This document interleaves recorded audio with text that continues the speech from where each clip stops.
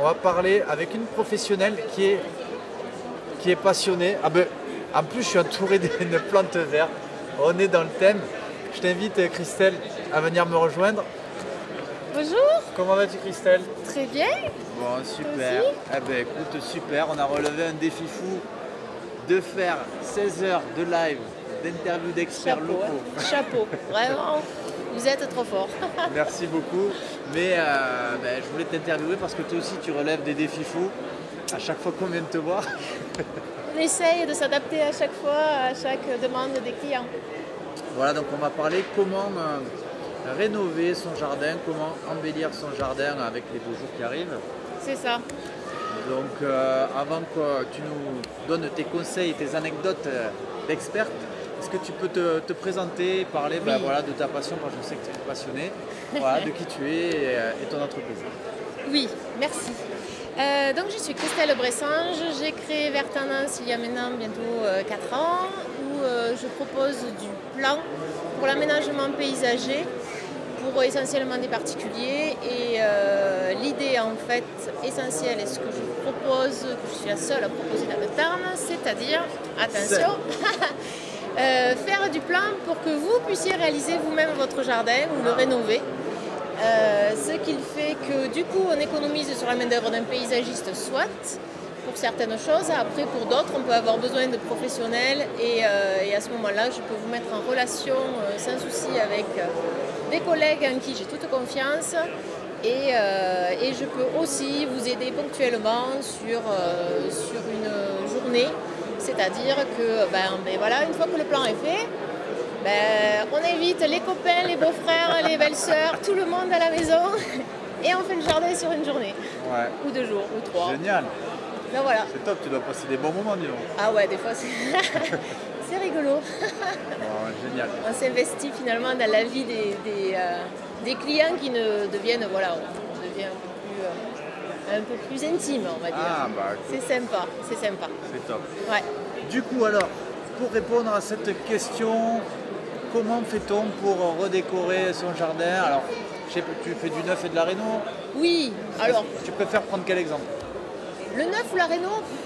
Pour les gens qui nous regardent. On va peut-être faire les deux, mais pour commencer. Ouais, on va peut-être faire les deux, mais en fait, on repart sur le même principe. C'est-à-dire qu'un jardin, où on achète quelque chose et où il n'y a rien dessus, on construit et voilà, il y a tout à faire.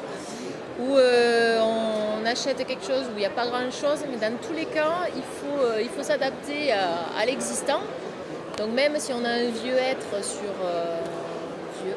vieux chêne, un vieil arbre dessus, il est présent, c'est pas parce qu'il est là qu'on va l'enlever.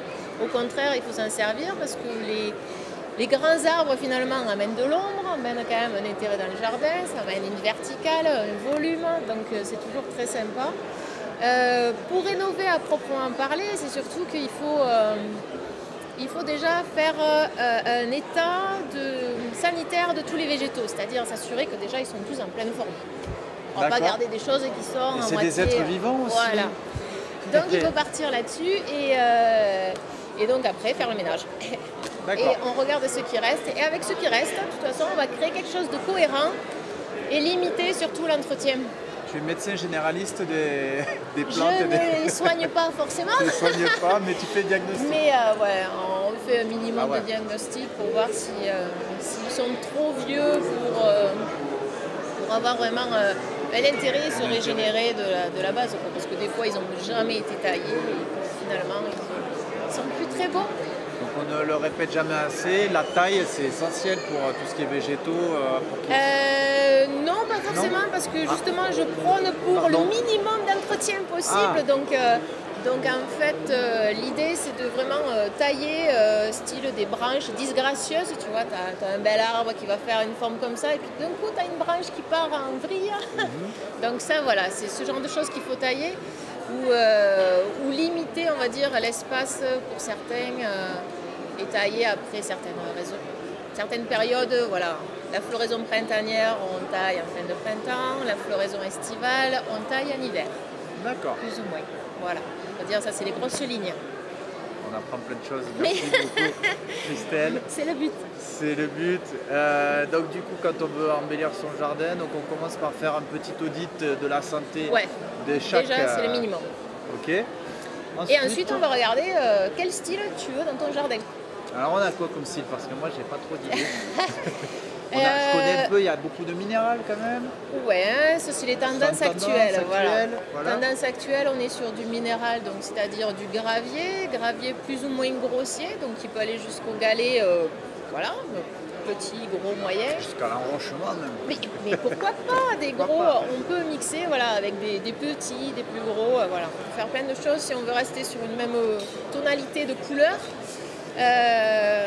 On peut aussi travailler sur des couleurs différentes de gravier, on peut travailler sur du paillage aussi organique qui peut être type écorce de pin, du chanvre, des choses comme ça. Ah ouais, okay. Du Ça paillage tient bien ça dans le bois. temps, s'il pleut, tout ça, le paillage, ça bouge pas? S'il vente, tu as peur du vent peut-être? Certains, c'est ce qu'ils ont peur. Ouais. Voilà. C'est que le vent amène les paillages organiques parce qu'il est plus léger, mais quand il est mouillé, en fait, il est plus lourd. D'accord. Déjà, il reste. Il y a peu de chances qu'il s'envole, à moins que vraiment vous habitiez dans une région où vous ayez du vent à 130 km/h régulièrement. Ouais, côte Méditerranée à la limite. Voilà. Bon. Sur les Méditerranées, c'est un peu plus compliqué. Mais Du minéral, du caillou, du paillage. ouais, et surtout le choix des végétaux. C'est-à-dire, si je viens chez toi, je vais te demander qu'est-ce qu'il te plaît comme végétaux. Je connais rien, qu'est-ce qu'on a comme choix de végétaux? Plein de choses. Est-ce que tu as envie de floraison ou pas plus? Ouais, moi j'aime bien les fleurs. T'aimes bien les fleurs? Moi de la couleur. Voilà, de la couleur. Est-ce qu'il y a une couleur que tu n'aimes pas du tout?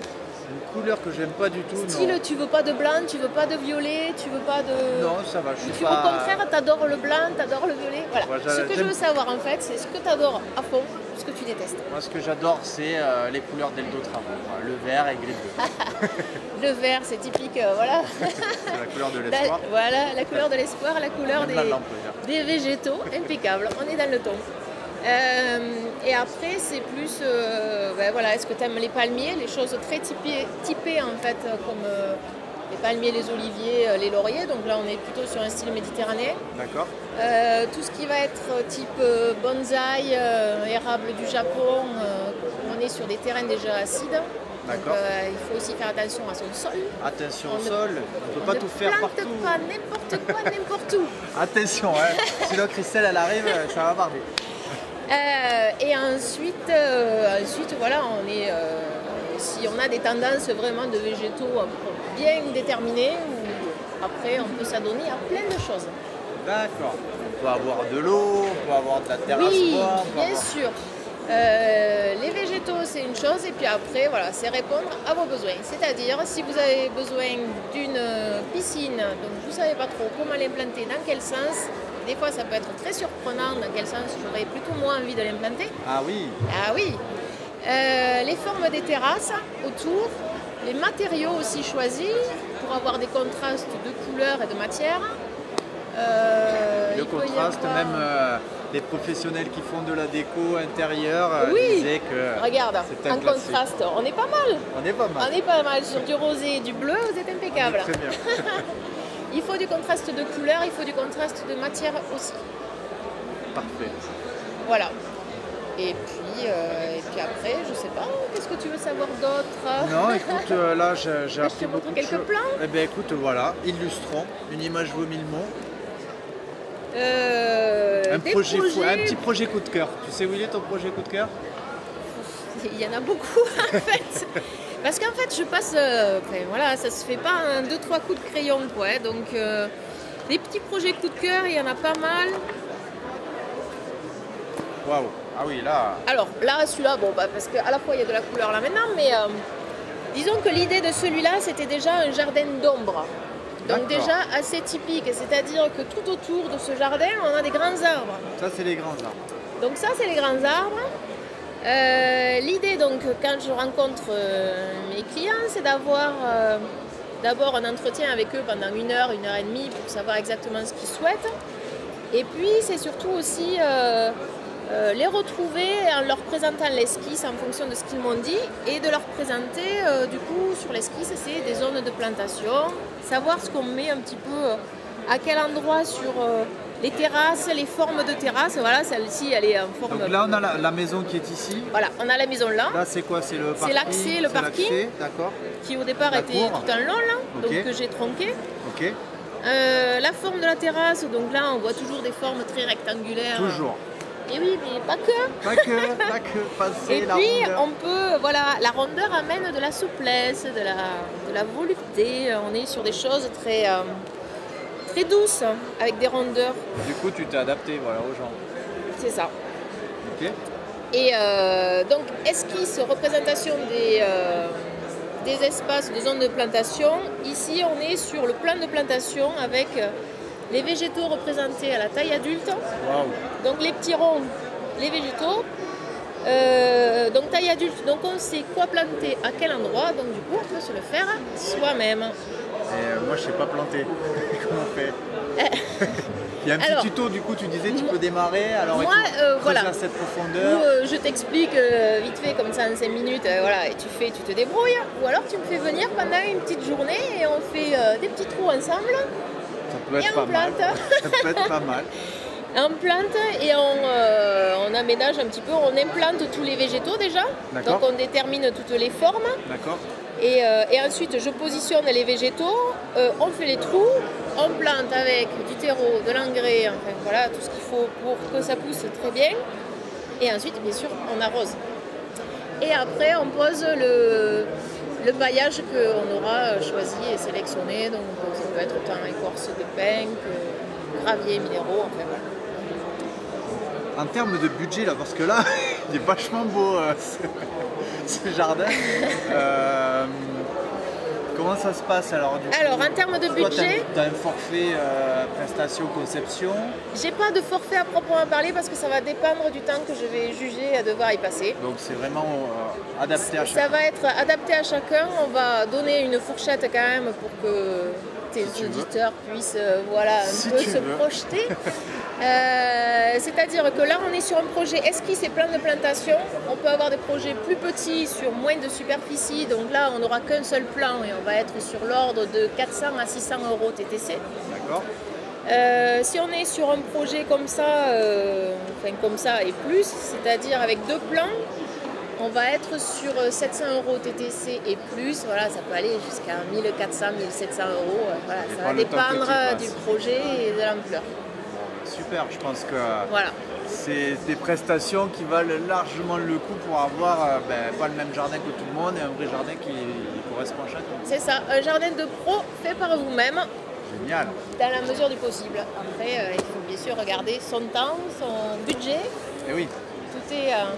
L'avantage d'avoir un plan, c'est qu'on peut commencer sur une entrée par exemple, ou sur un tour de piscine et terminer plus tard. Enfin voilà, se donner du temps et échelonner les travaux en fonction de ton temps et de ton budget.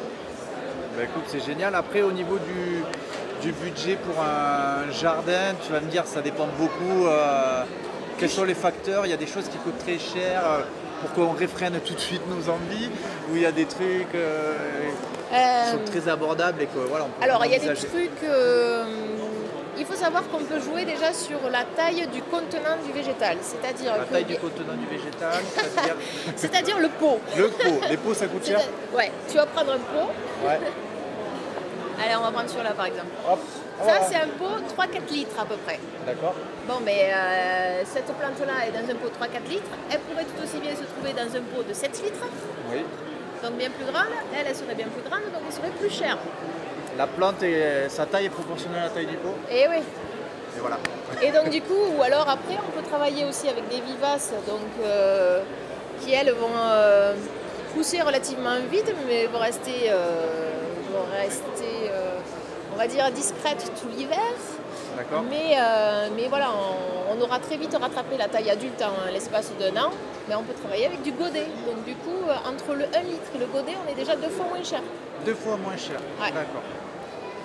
Donc voilà, on peut vraiment jouer sur un budget comme ça aussi, tout en ayant le projet final souhaité dès le départ. Donc on peut avoir un très très beau projet ambitieux, oui, mais que tu peux aider donc à concevoir et optimiser le budget pour y arriver en ayant la patience. C'est ça, en ayant voilà, il faut se donner un peu plus de temps à la limite, mais bon, c'est sûr que si on veut un bel olivier magnifique et qu'il soit bien embranché, bon ben voilà, il faut y mettre un certain budget, quoi. À moins de 600, 800 euros, ça va être compliqué. On peut pas tout avoir. On peut pas tout avoir. Je regarde s'il y a des questions. Je vois Fabien, Florent qui se sont connectés, mais je ne dois pas voir les derniers commentaires. En tout cas, sache que tu peux répondre aux commentaires qui seront postés. Si vous avez des questions, que ce soit sur le replay ou en live, postez-la à Christelle. Et voilà, si vous avez un joli projet de jardin, ben, n'hésitez pas à l'appeler. Ça fera un plaisir. Pas de problème. Comment on peut te contacter du coup?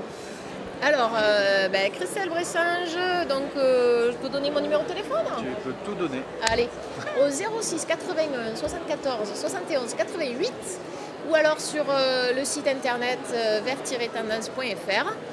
Et voilà, bon après l'adresse mail vous l'aurez sur le site internet aussi, donc ne vous inquiétez pas, je suis joignable. Bon, super. Ta zone géographique d'intervention? On va dire le Tarn et les départements limitrophes largement possible, mais voilà, je suis allée autant à Rodez qu'à Narbonne qu'à Toulouse, mais c'est ponctuel on va dire. D'accord. Je ne vais pas démarcher là-bas, j'y vais si on m'appelle. Donc appelez-moi. Voilà, le message est passé. Merci beaucoup Christelle pour ces précieux conseils. J'en sais beaucoup plus maintenant.